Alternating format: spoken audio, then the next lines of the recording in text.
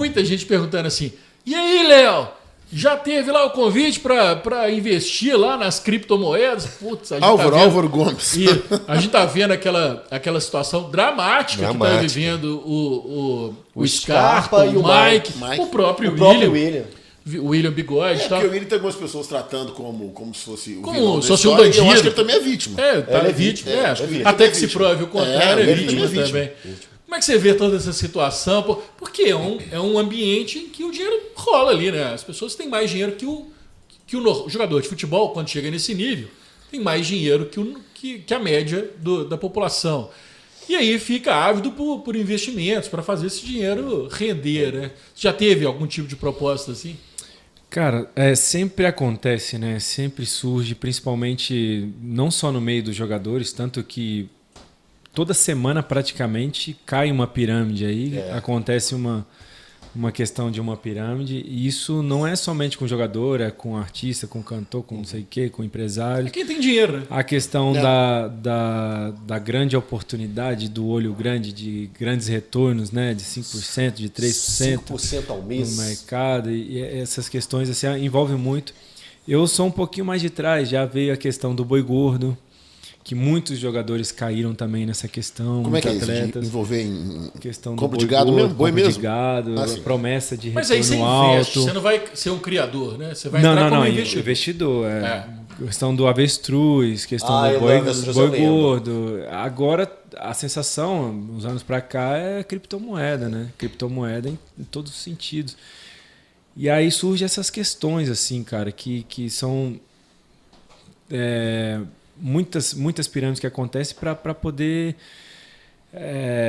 burlar em algumas coisas e ter essa isca assim, de bons retornos, porque é algo ainda que, como criptomoeda é uma moeda digital que ninguém sabe a fundo o que é, sobre o rastreio, não tem lastro, não tem essas questões, então fica muito fácil assim, em certo momento, mostrando os bons retornos que eles mostram, né? Eu acho que hoje o atleta em si ele tem muito mais informação, ele tem muito mais recurso para poder pesquisar, né? Hoje em dia é só você dar um Google, parece muita coisa, mas cara, sempre foi um alvo, assim, sabe? Eu digo assim porque o atleta ele sempre foi um alvo, sempre aparece coisas muito boas, mirabolantes, oportunidades, os filés mignons que aparecem, e os caras vendem até avião caindo, essas questões todas. Porque vê essa questão do atleta, porque você falou sobre o atleta, né? Todo mundo acha que o atleta também... Esse aí é 1% dos jogadores. É só quem chega nesse nível, né? Isso é 1%. O resto, a maioria, os outros 99%, é uma questão muito... muito difícil assim, dura, às vezes dura, às vezes são salários de 2 mil, de 5 mil, de 10 mil, às vezes é um contrato que faz de 6, ganha 2 meses de salário, os outros ficam devendo, aí tem que entrar na justiça para receber os outros 4 meses de salário, e aí não tem calendário para o ano todo, então tem uma questão aí muito, muito maior assim do que isso, sabe? E tem a questão cultural também do atleta, assim. Tem muitos atletas, não estou falando do William, não estou falando também do Scarpa nem do Mike, mas a geral, assim, que todo mundo vem de uma situação muito simples, né? Vem de uma situação muito humilde, e aí vai tendo uma ascensão muito rápido, né? Tendo um ganho assim muito rápido, né? Eu tenho alguns jogadores, algum exemplo, até esse dia eu estava comentando sobre alguns jogadores que um dia estavam recebendo R$700, no outro dia estavam recebendo 40 mil. Então, não é só porque é o jogador em si, porque o jogador se perde, vislumbra, aquela coisa toda. Qualquer pessoa normal em si, ele vislumbraria num sentido, você está recebendo R$700, depois você recebe 40 mil. E jogadores, às vezes, que não sabem nem ler. Esse jogador em si, ele não sabia nem contar o dinheiro. O cara vai achar que vai receber 40 mil pro resto da vida. Que isso também, tem isso também. Um dia ele recebe 700, outro dia ele está recebendo 40 mil, outro dia ele está recebendo 100, depois 150. Hoje você vê aí, meninos aí de 17 anos tá sendo vendido por 45 milhões, 50 milhões, sei o quê. Isso acaba fugindo um pouco da... E às vezes, se a pessoa não tem a noção, ele acaba perdendo a noção da realidade da vida também. Sim. Porque acha que nunca vai acabar. Você tem sempre tá ascensão, sempre aumentando o seu salário. E a hora que veio da noite para o dia, acabou e você perde, você vislumbra, você não sabe sobre economia, você não sabe sobre nada, porque você coloca outras pessoas para ligarem, para cuidarem, para fazer.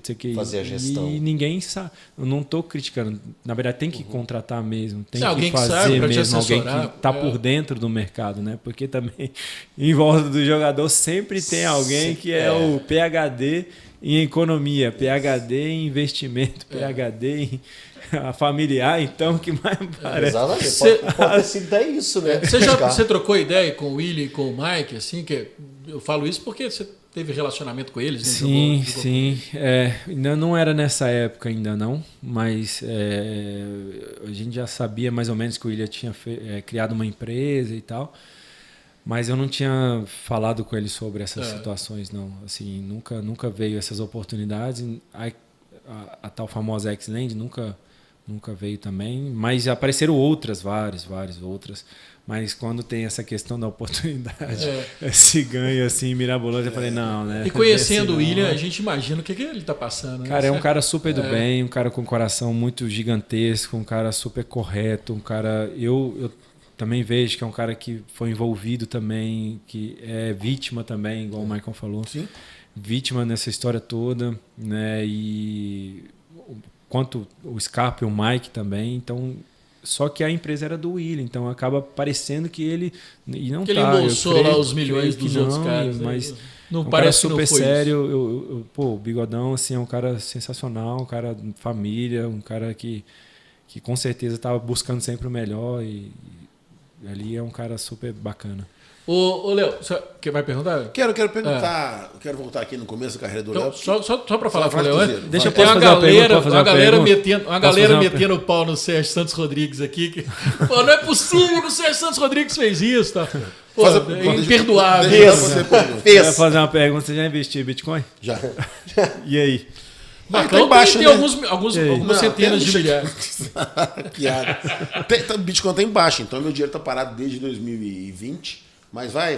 E também não vai fazer milhões, você tá doido. Tem uma bicharia lá que... Através da X-Land? Não.